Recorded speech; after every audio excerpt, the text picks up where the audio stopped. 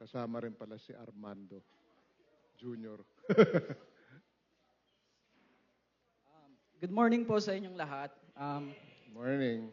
For anyone who doesn't know us, ako po si RD, and this is my wife, Pau. Anak po kami ni Nanay Lolet and Tatay Manding. Kamag-anak din po kami nila Tita Norma and Tita Line. And we're just here po para i-share yung blessings na binigay sa amin ni Lord, na tinest niyo yung family namin, tinest niyo yung faith namin, and it's just so great na hindi kami basta-basta mananahimik. I-share namin yun sa inyo para i-share yung magandang balita na binigay sa amin ni Lord. Hello po, good morning. So, I'm Pau, 30 years old lang po kami. So, share ko lang po yung story. So, this year is a very challenging year for me, for my family. Kasi nag-start po siya nung March this year. Nag-start lang siya on a random day nung March 19 ng gabi. So, the only symptom na naramdaman ko was numbness lang sa left hand ko. So, una inisip ko baka vitamin deficiency. Siyempre, may mga research na din. And inobserve pa po namin hanggang maggabi, hanggang matulog. Though, na-observe ko na rin po na nung gabi, before ako matulog, nag-wash po ako. Then yung left knee ko, may numbness na din siya. Pero numbness lang, alam niyo po yung kapag nakahiga kayo on the side, tapos nag-numb na siya. Ganun lang siya, very mild. Kaya hindi pa po ako masyadong kinakabahan. Pero yung BP ko medyo elevated na po. Pero hindi pa po siya high. Then, mga 2 a.m., gumising po ako. Nag-check po ulit ako ng BP, 140 na siya. Pero hindi pa rin siya significantly high. Pero may instinct ako na I need to go to ER. So by the way, nasa Pampanga pa po kami noon. Ang setup po naming mag-asawa is kami lang, full-time housewife po ako at the same time. Nag-work din po ako full-time. And that time, nag-book ako ng Grab. Mag-isa lang akong pumunta ng ER. Kasi walang magbabantay sa dalawa.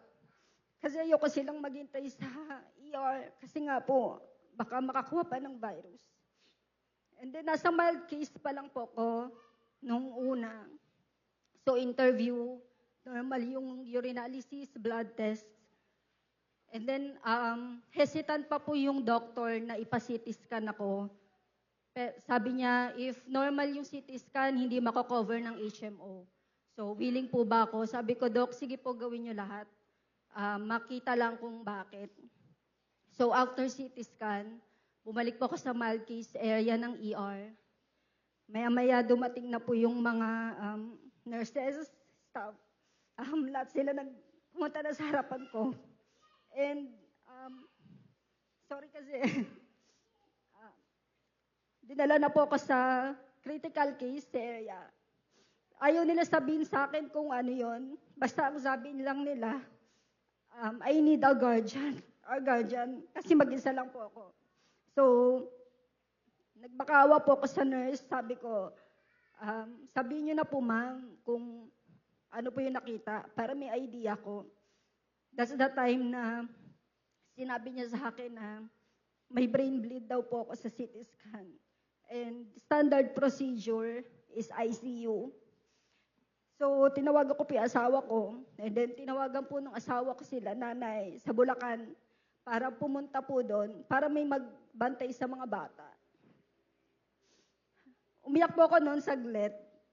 Actually, yung time na yun, takot na po ako, pero di pa po ako umiiyak. Nung nag-sink in na po sa akin, tsaka ako naiyak. Kasi sabi ko, hindi pa po ako ready. 30 pa lang ako, yung mga anak ko, bata pa. And ang dami na pong tanong. So marami akong test during admission. Thankfully, sa regular room lang po ako inadmit. Kasi stable po yung vital ko. So hindi na po ako umabot sa ICU kasi yun po yung advice ng doctor since okay naman daw po ako physically. brain bleed lang po talaga yung meron. And yung maraming series of tests, chinek po ko for aneurysm, chinek po kung bakit po ko may brain bleed, aneurysm, AVM, nag-EEG rin po ako, carotid, 2D echo, lahat po normal. Wala pong nakita. Hanggang sa dinischarge na po ako, ang diagnosis lang na nilagay nila is due to hypertension, even though yung BP ko was not significantly high. Tapos po, may mga follow-up check-ups. Yung CT scan ko every month, fluctuated po yung blood from 7 cc to 6 cc, 4, hanggang 7 po ulit. So, nagwo-worry po yung mga doctors kasi nga, hindi po nila makita kung ano yun. Hanggang we decided na bumalik po dito sa Bulacan kasi we need help para magbantay sa mga bata. Hanggang mag-change na po ko ng neuro, and that's the time na inask na po ko for MRI. And initial na diagnosis is baka po tumor kasi may lobulated daw po yung nasa CT scan. And then turns out, cavernoma po. So yung cavernoma, malformation po siya sa brain. Pinsan daw po siya ni aneurysm. And 1 in 400,000 na may cavernoma, nagbe-bleed, nagkakaroon ng symptomatic bleeding. So, nirefer po kami sa UST, and doon po, sinabi po na ang first option po namin is craniotomy, brain surgery. Pero may instinct po ako na, alam po natin yung UST, popular po siya sa pagiging magaling na hospital, pero may instinct po ako na ask for other hospitals. Doon ko po nakita yung Cardinal. Then, very easy, smooth lang po, nakapagpa-schedule po ako agad. And doon ko po nakilala si Doc Ranyowa. And pina-MRI po ko ulit.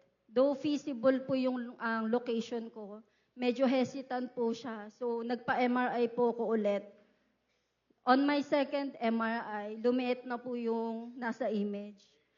So yung sa blood ko po, nangalahati po siya. From almost 3, naging 1 something na lang po siya. Then, pero unfortunately, yung location, high risk po siya for paralyzation. So, either temporary or permanently mapaparalyze yung left side ko if ipilit daw po yung craniotomy. Kasi medyo loob pa po siya. So, naging first option ko po is gamma knife. So, gamma knife po, non-invasive surgery po siya, radiation. Though may mga risk, pero safer po siya, unlike sa craniotomy. It's just that, andun lang din po si cavernoma, pero gradually, mag-harden po siya, and then mawawala na po ng blood flow.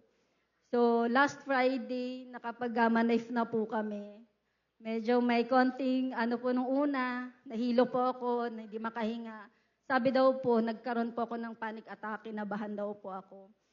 Pero, eventually, nagawa po ng maayos na iraos. So, it went well. Thank you, Lord. Naging okay po. Ngayon, po. Pero gusto ko lang po i-highlight na, during those times, to be honest, sa first several months ko po, after ko po yung sa brain bleed, sobrang dami ko pong questions in mind. Sabi ko po, Lord, bakit po?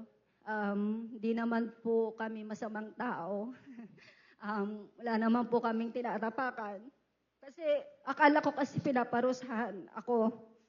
Kasi gusto ko lang naman, humaba yung buhay naming mag-asawa kasi gusto ko yung mga anak ko lumaki sila na kahit may mga problema, may kasama sila. Kasi lumaki po ako na sinosuppress ko lang yung sarili ko kasi kinakaya ko lang mag-isa. So, yun yung gusto kong mangyari. Kaya, ang weird lang na yun yung pinipray ko every night and then suddenly may ganun pong nangyari. Pero ngayon, sinagot ni Lord na pinapatibay lang po niya yung relasyon namin. Binigyan niya po kami ng pagkakataong umattend dito sa Jesus Rocks. nagtibay relasyon at compared before, mas magaan po ngayon dahil alam po namin na hindi kami nag-iisa. Amen. So, ayun po. Kaya maraming salamat po sa lahat ng suporta. And salamat po sa prayers, encouragement. And gayon din po kay Tita Norma, pag-pray po natin palagi. You are healed. In Jesus' name. Amen.